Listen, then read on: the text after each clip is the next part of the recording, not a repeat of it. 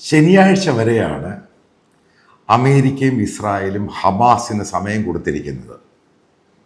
വളരെ കൃത്യമായിട്ട് പറഞ്ഞു കഴിഞ്ഞു. അത് കഴിഞ്ഞ് എന്താണ് ഗാസയിൽ ഉണ്ടാകാൻ പോകുന്നത്, അതിൻ്റെ ആൻറ്റിസിപ്പേഷൻ എന്ന് പറയുന്നത് ഗാസ എന്ന് പറയുന്ന ചരിത്രമാകും. അതേ രീതിയിലുള്ള ആക്രമണം നടക്കും. കാരണം ഇസ്രായേൽ നേരത്തെ ബൈഡൻ അഡ്മിനിസ്ട്രേഷൻ ഇരുന്നപ്പോൾ പല റെസ്ട്രിക്ഷൻസ് ഉണ്ടായിരുന്നു. ഇന്ന ബോംബ് ഉപയോഗിക്കരുത്, ഇന്ന ബോംബ് ഉപയോഗിക്കരുത്, ചില ബോംബുകൾ ഉപയോഗിക്കരുത് എന്ന് കർശന നിർദ്ദേശം ബൈഡൻ അഡ്മിനിസ്ട്രേഷൻ ഇസ്രായേൽ IDFൻ്റെ മുകളിലുണ്ടായിരുന്നു. അത് പൂർണ്ണമായിട്ട് മാറിയിട്ട് ഇഷ്ടമുള്ള രീതിയിൽ, ഏതൊക്കെ രീതിയിൽ ഗാസയും അവിടെയുള്ള ആൾക്കാരെയും അവിടെയുള്ള തീവ്രവാദികളെ നശിപ്പിക്കാം, പൂർണ്ണമായിട്ടും അമേരിക്കൻ സപ്പോർട്ടോടുകൂടി ഗാസയിൽ ഉണ്ടാകാൻ പോകുന്ന അറ്റാക്ക്, അതായത് ശനിയാഴ്ചയ്ക്കുള്ളിൽ ഹമാസ് ഈ പറയുന്ന ഹോസ്റ്റേജസിനെ മുഴുവൻ റിലീസ് ചെയ്യണം. അപ്പം അതിൻ്റെ ഡേറ്റ പറയാം എന്താണ് ഉണ്ടായത്. ഇപ്പം ഹമാസ് പറയുന്നത് ഏകദേശം 65-ൽ പരം ഹോസ്റ്റേജസ് ഹമാസിൻ്റെ കസ്റ്റഡിയിലുണ്ട്. പക്ഷേ ഇപ്പോഴത്തെ സീസ് ഫയറിനോടനുബന്ധിച്ച് പുറത്തു വന്ന പല ആൾക്കാരും അവർ ഇസ്രായേലി ഏജൻസികൾക്കും അതേപോലെ അവരെ ക്വസ്റ്റ്യൻ ചെയ്തു CIA. അപ്പോൾ അവർക്ക് കൊടുത്ത ഒരു മറുപടിയിൽ ഇവർക്ക് മനസ്സിലാക്കാൻ സാധിക്കുന്നത് കൂടിപ്പോയാൽ ഒരു 15 ഹോസ്റ്റേജുകൾ മാത്രമേ ഉള്ളൂ ഹമാസിൻ്റെ കസ്റ്റഡിയിൽ. ഈ 15 ഹോസ്റ്റേജ് ഉള്ളവർ പോലും ഇവർ ശരിക്കും ഇൻജുവേർഡാണ്. പല രീതിയിൽ ഇവർക്ക് നടക്കാൻ പോലും പറ്റാത്ത സ്ഥിതിയാണ്. കാരണം മരുന്നും മറ്റു പല അസുഖങ്ങളൊക്കെ പല ആൾക്കാരുണ്ട്. ഈ 15 മാസം ഈ മരുന്നും സംഭവങ്ങളൊന്നും ഇല്ലാതെ ഇവർക്ക് മുന്നോട്ട് പോകാൻ പറ്റത്തില്ല. സംഭവം സിമ്പിളാണ്. പിന്നെ അതിക്രൂരമായ പീഡനം, ആക്രമണം ഇതൊക്കെ ഉണ്ടായ ശേഷം ഇവർക്ക് നടക്കാനോ എഴുന്നേക്കാനോ ഒന്നും പറ്റാത്ത ആൾക്കാരാണ്. പിന്നെ ബാക്കിയുള്ള ഹോസ്റ്റേജസ് ഈ ഹമാസിൻ്റെ കസ്റ്റഡിയിൽ വെച്ച് തന്നെ മരിച്ചുപോയി. അവരുടെ ഡെഡ് ബോഡി പലരെ അടക്കിയ സംഭവങ്ങളൊക്കെ ഈ പുറത്തു വന്ന ആൾക്കാർ മൊസാദിനെയും ഇവരെയും ബ്രീഫ് ചെയ്തിട്ടുണ്ട്. അപ്പം ഞാൻ ഈ പറയുന്ന കാര്യങ്ങൾ മനസ്സിലാക്കുക. ഈ വരാൻ പോകുന്ന, അതായത് ഇപ്പോഴത്തെ ഒരു ട്രെൻഡ് അനുസരിച്ച്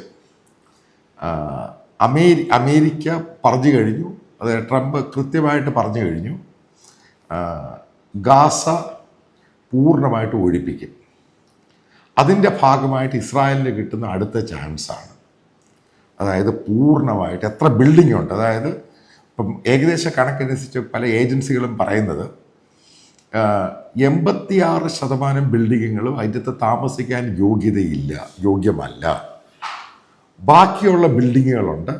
അതും ഈ വാറോടുകൂടി, അടുത്ത ഉണ്ടാകുന്ന അറ്റാക്കോടുകൂടി ഇതിനെ നാശമായി കളയും. കാരണം ഒരിക്കലും പാലസ്തീൻകാർക്കോ ഗാസയിലുള്ളവർക്കോ ഇനി അവിടെ വന്ന് താമസിക്കാൻ പറ്റാത്ത രീതിയിലാക്കി കളയും.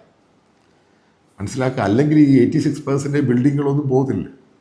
അപ്പം അതിനെ നാശമാക്കും. ബാക്കിയുള്ള, കാരണം ഇവർ നോട്ടീസ് പീരീഡ് കൊടുക്കും, ഇത്ര ദിവസത്തിനുള്ളിൽ അവിടെ നിന്ന ഭാഗത്തുനിന്ന് ഒഴിഞ്ഞു പോകാൻ പറയും. അപ്പം ഒഴിഞ്ഞു പോകാൻ പറഞ്ഞിട്ട് ഒഴിഞ്ഞു പോകാൻ പോകുന്നില്ലെങ്കിൽ ഇപ്രാവശ്യം സിവിലിയൻസിനെതിരെ ശരിക്കും ബോംബിങ് നടക്കും. കാരണം അതും കൂടി ഇതിൻ്റെ കൂടെ പോകാൻ തീരുമാനിക്കും.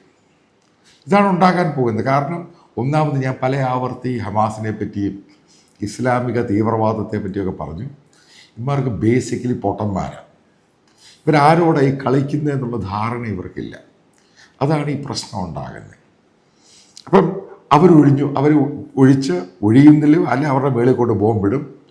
അമേരിക്ക അതിനെ ഫെസിലിറ്റേറ്റ് ചെയ്യും. ആ സമയത്ത് ഏതെങ്കിലും മറ്റേ ഹൂത്തികളുടെ പ്രശ്നം ഉണ്ടായി അവിടെ കയറി അമേരിക്ക കയറി അങ്ങ് മേയും, അതായത് യമനിൽ. ഇതാണ് ഉണ്ടാകുന്നത്. ഒരിടത്തുനിന്ന് ഇസ്രായേൽ കയറി അടിക്കുമ്പോൾ ഹൂത്തികളുടെ മേളിൽ അമേരിക്ക കയറി അങ്ങ് മേയും. അതോടുകൂടി ഹൂത്തി എന്ന് പറഞ്ഞ സാധനം എന്നേക്കുമായിട്ടങ്ങ് ഇല്ലാതാകും. മനസ്സിലാക്കുക, ട്രംപ് കർക്കശക്കാരനാണ് ഈ കാര്യത്തിൽ. ഒരു കാരണവശാലും ടെററിസ്റ്റെ ഫെസിലിറ്റേറ്റ് ചെയ്യുന്ന ഒരാളല്ല. ബൈഡൻ അഡ്മിനിസ്ട്രേഷൻ നേരെ വിപരീതമായിരുന്നു. പല ഇൻ്റർനാഷണൽ പ്രഷറും അതും ഇതുമൊക്കെ കാരണം ഇവരോട് ഗാസയോട് ഒരു സോഫ്റ്റ് കോർണർ ഉണ്ട്. അതൊന്നും ട്രംപിനില്ല. ട്രംപ് ഓൾറെഡി പറഞ്ഞു കഴിഞ്ഞ് ഗാസ ഏറ്റെടുക്കും. ഗാസ ഏറ്റെടുക്കുന്നതിൻ്റെ ഭാഗമായിട്ട് ട്രംപിന് കിട്ടിയേക്കുന്ന ഇസ്രായേലിന് കിട്ടിയേക്കുന്ന ഒരു വലിയ പോസിബിൾ ഓപ്ഷനാണ് ഈ സീസ് ഫയർ എഗ്രിമെൻ്റ് പൊളിയുന്നു, ഇസ്രായേൽ വീണ്ടും ഇത് ക്യാപ്ചർ ചെയ്യുന്നു. അപ്പം ആ സന്ദർഭത്തിൽ നിങ്ങൾ മനസ്സിലായിക്കോട്ടെ എന്താണ് ഉദ്ദേശിക്കുന്നത്. ഈജിപ്തിൻ്റെ എൻട്രി അങ്ങ് തുറന്നു കൊടുക്കും. അവിടെ ഉള്ളവരോട് പറയാം ഈജിപ്തിലോട്ട് കയറാൻ പറയും. ഇതാണ് ഉണ്ടാകുന്നത്. ഇതൊക്കെ വളരെ സ്ട്രാറ്റജിക് പ്ലാനിങ്ങിൽ കൂടാണ് പോകുന്നത്. അതാണ് പറഞ്ഞ് ഹമാസിന് ഇത് മനസ്സിലായിട്ടില്ല. അതിനെ പിന്തുണയ്ക്കുന്ന ഖത്തറിന് മനസ്സിലായിട്ടില്ല. ഇപ്പം ഇത് കഴിയുമ്പം ഈ ഹമാസിനെയും ഈ ഗാസയും തുടച്ച് നീക്കി കഴിയുമ്പോൾ നിങ്ങൾ ശ്രദ്ധിച്ചോണം, അമേരിക്കൻ ഫോഴ്സ് ഖത്തറിൽ നിന്നും പിന്മാറും. അവിടെ പിന്നെ വരാം. കാരണം ഖത്തറാണ് ഈ ഗെയിം വൃത്തികേട്ട് കളിച്ചതെന്ന് അമേരിക്കയും ഇസ്രായേലും വിശ്വസിക്കുന്നുണ്ട്. എന്നിട്ട് ആ രാജ്യത്തെ ഭരണാധികാരിയെ അയാൾക്ക് താക്കീത് കൊടുക്കും. ഇവർ താക്കീത് കൊടുക്കും. ഏകദേശം 10-20 ദിവസം താക്കീത് കൊടുക്കും. കംപ്ലീറ്റ് അമേരിക്കൻ ലൈനിൽ വന്നോണം. അല്ലെങ്കിൽ ഇന്നവിടെ ഭരിക്കുന്ന ഭരണാധികാരി ആയിരിക്കില്ല അവിടെ ഭരിക്കുന്നത്. അല്ലെങ്കിൽ ആ രാജ്യത്ത് സൗദിയെ കൊണ്ട് അകത്തോടെ കയറും. ഇത്രയേ ഉള്ളൂ, സിമ്പിളാണ്. കാരണം അമേരിക്കൻ ഫോഴ്സ് അവിടെ നിന്ന് പോയി കഴിഞ്ഞാൽ ഖത്തർ എന്ന് പറഞ്ഞ വട്ടപൂജ്യമാകും.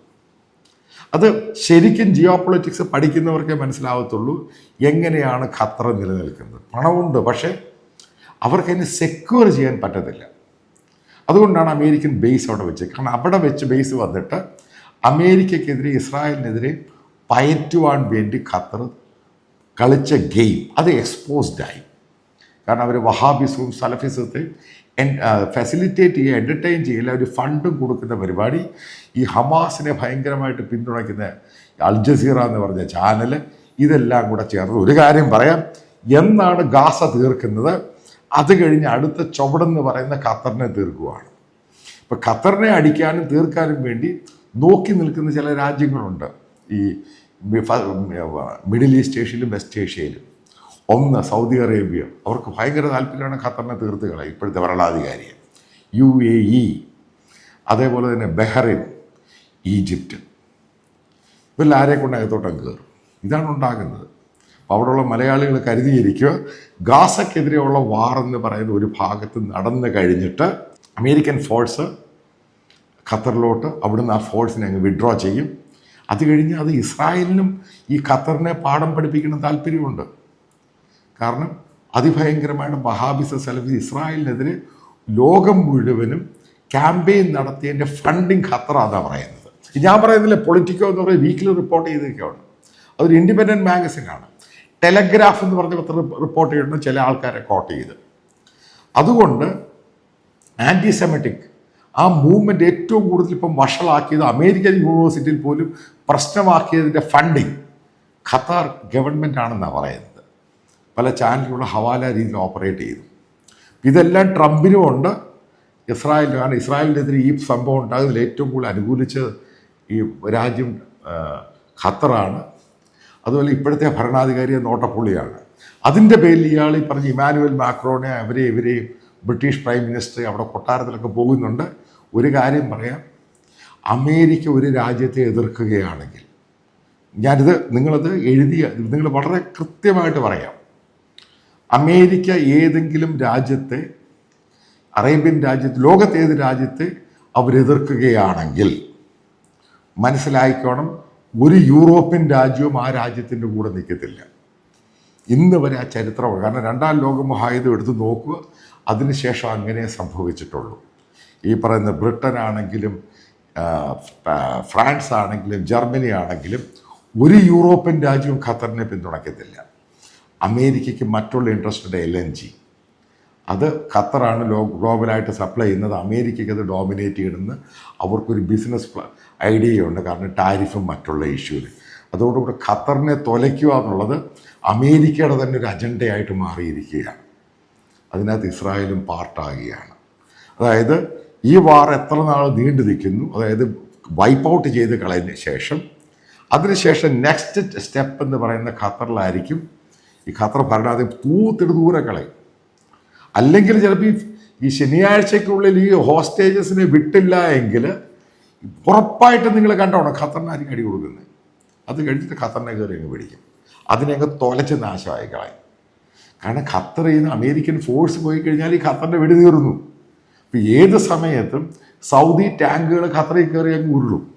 കാരണം ഹൂത്തികൾക്ക് സപ്പോർട്ട് ചെയ്തു സൗദിയെയും UAE അടിക്കാൻ വേണ്ടി സാമ്പത്തിക സഹായം, വെപ്പൺസും കൊടുത്തു. ഇതൊക്കെ സൗദി നോക്കിക്കൊണ്ടിരിക്കുക. ഇതുമായിട്ട് ബന്ധപ്പെട്ട് ഫർദർ വീഡിയോ ഞാൻ ഇൻ ഡീറ്റെയിൽ ആയിട്ട് ചെയ്യുന്നതായിരിക്കും.